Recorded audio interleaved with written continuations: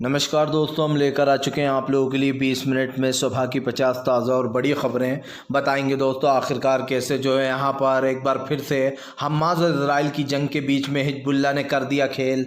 Hezbollah के हमलों से डरा इजराइल और आखिरकार क्यों दोस्तों बाल मुकुन के ख़िलाफ़ लगातार राजस्थान में हो रहा है प्रोटेस्ट, क्यों कहा जा रहा है कि स्कूलों में अब धर्म के नाम का जहर घोला जा रहा है और आखिरकार कैसे दोस्तों ईडी के शिकंजे में कसा है अब हेमंत सोरेन को। सोरेन हुए लापता तो सोरेन ने बीजेपी पर साधा निशाना, क्यों आखिरकार तेजस्वी यादव के से पूछताछ के दौरान दोस्तों मच गया बिहार में हंगामा और आखिरकार कैसे इंडिया गठबंधन हुआ और भी मजबूत। इन तमाम मुद्दों पर होगी बात, लेकिन उससे पहले अगर आपने अब तक हमारे चैनल को सब्सक्राइब नहीं किया है तो जल्दी से कर लीजिए। पास में एक घंटी आएगी, इसको भी दबाइए ताकि हर वीडियो की जो अपडेट है दोस्तों वो आप तक पहुंच पाए। दरअसल दोस्तों आपको बताते चले बीजेपी के लिए बढ़ गई दोस्तों इजराइल के लिए मुश्किलें। इजराइल के ऊपर हमास पड़ा दोस्तों भारी। जी हाँ, दरअसल आपको बताते चले दोस्तों बताया जा रहा है हमास ने इजराइल के 3 टैंकों को अपने निशाने पर ले लिया। आपको बताते चले इजराइल के 3 टैंकों पर निशाना बनाया गया। हमास ने इजराइल के साथ साथ इजराइल के कई सैनिकों को जो है गाज़ा से बाहर कर दिया। आपको बता दें गाज़ा पट्टी में लगातार हमले हो रहे हैं, जिसके कारण जो है अब इजराइल को खदेड़ कर भगाने का काम कर रहे हैं हमास के लड़ाके। हमास के लड़ाकों का एक भी वार खाली नहीं जाता है। वो जब भी निशाने पर टैंक को लेते हैं दोस्तों तो उड़ाकर ही मानते हैं और यही कारण है जो एक बार फिर से हमास ने अपनी क्षमता बता दिया है कि वो इजराइल को दौड़ा कर मारेगा, दौड़ा कर निकालेगा गाज़ा से बाहर। आपको बता दें चले दोस्तों ईडी के एक्शन पर भड़का विपक्ष, मोदी सरकार को ले लिया आड़े हाथ। दरअसल आपको बता दें चले अब हेमंत सोरेन के यहाँ पर बताया जा रहा है 36 लाख कैश और 2 गाड़ियाँ मिली। दोस्तों 36 लाख कोई बड़ा अमाउंट तो होता नहीं है, ये आप भी जानते हैं। 36 लाख कोई इतना बड़ा अमाउंट नहीं जिसका ढोल पीटा जा रहा है, वो एक नॉर्मल मनी है दोस्तों। लेकिन जानबूझकर इसको बहुत बड़ी बात बताया जा रहा है कि 2 कार मिली और 36 लाख मिला। जबकि दोस्तों आप समझिए, सब जानते हैं कि बीजेपी जो है यहाँ पर विपक्ष के नेताओं को ऐसे ही टारगेट कर रही है। जैसे ही नीतीश कुमार ने अपनी सरकार बदली तो बीजेपी अपनी असली औकात पर आ गई। उसने पहले लालू प्रसाद यादव को बुलाया, फिर आज कल तेजस्वी यादव को बुलाया और उसके बाद दोस्तों हेमंत सोरेन के ऊपर छापे पड़े। हेमंत सोरेन के यहाँ से 36 लाख बताया जा रहा है दिल्ली वाले घर से और 2 कारें मिली। दोस्तों इतना बेवकूफ़ तो कोई भी नहीं है कि काला धन रखेगा अपने घरों पर जगह जगह, क्योंकि सब जानते हैं कि सरकार उन लोगों के पीछे पड़ी है विपक्ष के, तो इतनी अकल तो सब में ही है। ये तो जानबूझकर विपक्ष को बदनाम करने के लिए और उसको घेरने के लिए ईडी की कार्रवाइयाँ हो रही हैं।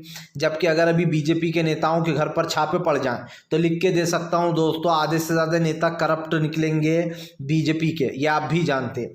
आपको बता दें चले दोस्तों फिलहाल आखिरकार हूतीस के दोस्तों हमले से अमेरिका ने नहीं लिया सबक। हूतीस दोस्तों फिर से किया हूतीस ने शिप पर हमला।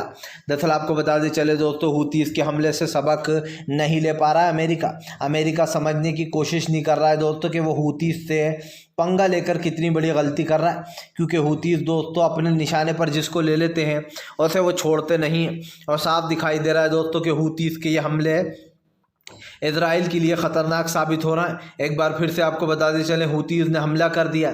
आपको बताते चलें शिप जैसे ही दिखाई दे रही है हूतीस को अपना निशाना बना रहा है। और सबसे बड़ी बात ये भी है दोस्तों कि इस मामले में अब पूरी तरीके से जो है यहाँ पर इजराइल घिर चुका है और इजराइल और अमेरिका के बुरे दिन शुरू हो गए। आपको बताते चले दोस्तों राहुल गांधी ने किसानों से की बात। राहुल गांधी बोले कि अगर किसान प्रदर्शन नहीं करते हैं तो मोदी सरकार ने तो किसानों को ख़त्म ही कर दिया था, बहुत अच्छा हुआ जो वो काले कानून हट गए। दरअसल राहुल गांधी ने किसानों का समर्थन करते हुए कहा कि अगर मोदी सरकार की बात मान ली होती तो किसान आज परेशान होते। उन्होंने कहा कि देश के किसान, हर वर्ग का किसान परेशान है ना, उसको दोस्तों आप समझिए सही पैसा मिल रहा है, उसकी एमएसपी की गारंटी का जो वादा किया था वो तक नहीं दी गई है। यही कारण है जो राहुल गांधी ने मोदी सरकार को जमकर घेरा और कहा कि फिलहाल बीजेपी की सरकार सिर्फ देश में धर्म के नाम की राजनीति कर रही है, इसको छोड़कर विकास और आप समझिए नौकरी का कोई लेना देना नहीं है। आपको बताते चले दोस्तों संजय रावत का प्रधानमंत्री नरेंद्र मोदी के ऊपर बड़ा हमला। संजय रावत बोले इस बार प्रभु श्री राम भी तुम्हें नहीं बचा सकते, जो तुम लोग 400 का दावा कर रहा हो 200 सीट भी लाके बता दो तो मान जाऊंगा। दरअसल संजय रावत भड़क गए। उनका कहना है कि ओछी राजनीति कर रही है बीजेपी, कभी लालू प्रसाद यादव पर शिकंजा कस रही है तो कभी अरविंद केजरीवाल पर ईडी के छापे पड़वा रही है, तो कभी हेमंत सोरेन झारखंड के जो उनके घर पर छापा पड़ रहा है। उन्होंने कहा कि बीजेपी पूरे विपक्ष को ईडी से डराना चाहती है, कभी शिवसेना को तोड़ लो, कभी एनसीपी के तोड़ के उसके नेता ले जाओ, बस बीजेपी जीत का रास्ता ऐसे ही ढूंढती है। बीजेपी दोस्तों तमाम पार्टियों को तोड़कर चाहती है कि बस देश में बस एक बीजेपी ही रह जाए, बाकी सारी पार्टियां टूट फूट जाए। और आप समझिए बीजेपी कर क्या रही है, वो हर जगह दोस्तों सरकार गिराकर अपनी सरकार बनाने का काम कर रही है।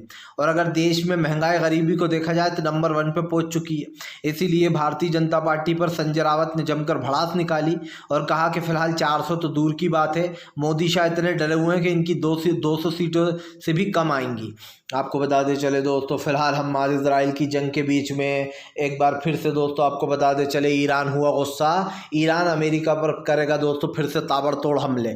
दरअसल आपको बता दें चले ईरान और दोस्तों इजराइल के बीच की ये जंग अब अमेरिका और इजराइल की बन चुकी है। अमेरिका और इजराइल के बीच में झड़पें चल रही हैं, जहाँ पर बीते दिन इजराइल ने हमला कर दिया था ईरान ने, और अमेरिका के 3 लोग मार गिराए थे और 25 लोग घायल हो गए थे, जिसके बाद ये आरोप लगा था कि ये सब कुछ ईरान ने करवाया है। लेकिन आपको बता दें चले ईरान ने अब तक इसकी पुष्टि नहीं की थी। ईरान ने ये नहीं कबूला कि झगड़े या ये हमले उसने ही कराए थे। इसी को लेकर आपको बताते चले पूरी तरीके से बवाल मचा हुआ है। लेकिन एक चीज़ तो साफ़ हो जाती है, ईरान इजराइल की लड़ाई के बीच में दोस्तों काफ़ी कुछ यहाँ पर बदलने जा रहा है। और अब हमें एक चीज़ ज़रूर देखना होगी कि आखिरकार जिन मुद्दों पर बहस छिड़ी हुई है उन मुद्दों से कहीं ना कहीं दोस्तों ये लोग पीछे हटे, क्योंकि इससे देश की जनता का काफ़ी नुकसान हो रहा है, वहाँ की जो जनता है। इसी को लेकर जो यहाँ पर ईरान ने अब कहीं ना कहीं अमेरिका को निशाने पर लिया, और अमेरिका दोस्तों समझ जाए तो ठीक है, वरना ईरान ज़बरदस्त तरीके से बदले लेगा। आपको बता दें चले दोस्तों, फिलहाल एक बार फिर से जो है यहाँ पर मच गया घमासान। जी हाँ, आपको बता दें चले दोस्तों, फिलहाल प्रधानमंत्री नरेंद्र मोदी के ऊपर हमलावर हुए मल्लिकार्जुन खड़गे बोले बीजेपी लोगों का अधिकार छीनना चाहती है, चाहे वोट का अधिकार हो दोस्तों या फिर कुछ चोट का हो। आपको बता दें चले दरअसल दोस्तों बीजेपी वोट डालने का अधिकार भी छीन लेगी। उन्होंने कहा कि अगर 2024 में सरकार नहीं बदली तो ये समझ लीजिएगा कि ये देश का आखिरी चुनाव है। दरअसल दोस्तों बीजेपी बड़े बड़े दावे करती है, कहती है हम 200 सीट लाएंगे, हम 400 सीट लाएंगे। तो बीजेपी को पहले से कैसे पता होता है? क्या ईवीएम में कुछ कार्यक्रम है जो बीजेपी को पता चल जाता है कि हमें ये करना है? इसी को लेकर जमकर भड़ास निकाली जा रही है और कहा जा रहा है कि फिलहाल बीजेपी सिर्फ अपना फ़ायदा देख रही है, और इसी चीज़ों को लेकर दोस्तों गुस्सा भी जताया जा रहा है। लेकिन सवाल या बात सिर्फ इस चीज़ की नहीं है दोस्तों, सवाल ये भी है कि भारतीय जनता पार्टी के इस तरीके के जो कारनामे हैं उसको देखकर कहीं ना कहीं दोस्तों विपक्ष गुस्से में है, और उसने बीजेपी को लेकर साफ चेतावनी दी है कि इस तरीके की चीज़ों को बिल्कुल भी बर्दाश्त नहीं किया जाएगा।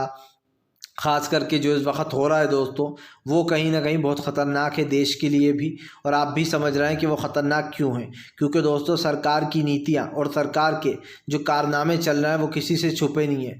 भारतीय जनता पार्टी महंगाई, गरीबी, बेरोज़गारी जैसे मुद्दों को नज़रअंदाज कर रही है दोस्तों, और आप समझिए सिर्फ धर्म के नाम की राजनीति कर रही है। इसी राजनीति को लेकर लोगों का, खास करके खड़गे का गुस्सा फूटा और कहा कि फ़िलहाल सत्ता में बने रहने के लिए बीजेपी तमाम लोगों को डरा रही है, धमका रही है, कोई पार्टी छोड़ रहा है तो कोई गठबंधन तोड़ रहा है। इसी को लेकर खड़गे ने चेतावनी दी है कि आने वाला समय खतरनाक हो सकता है। आपको बता दें चले दोस्तों, असदुद्दीन ओवैसी का बीजेपी के ऊपर हमला। ओवैसी बोले बीजेपी चुनाव जीतने के लिए कुछ भी करेगी, वो सारी हदें पार भी करेगी, तभी तो पलटू राम चचा पलट गए नीतीश कुमार। दरअसल आपको बता दें चले ओवैसी का कहना है कि नीतीश कुमार का पलटना कोई आम बात नहीं है। नीतीश कुमार तो आए दिन यही करते हैं, कभी इधर आते हैं कभी उस पाले में चले जाते हैं। उन्होंने कहा कि नीतीश कुमार ने राजनीति को अपना एक तरीके का कमाई का जरिया बना रखा है दोस्तों। जाहिर सी बात है, जहां फ़ायदा मिलता है नीतीश उधर लुढ़क लेते हैं। जब बीजेपी में फ़ायदा दिखता है तो बीजेपी की तरफ भाग जाते हैं, जब इधर तेजस्वी यादव के पास आना होता है तो इधर आ जाते हैं। लेकिन आपने कभी सोचा है दोस्तों कि इन सबका असर जो बेचारे वोटर्स हैं उन पर क्या पड़ता है, जो लोग नीतीश कुमार को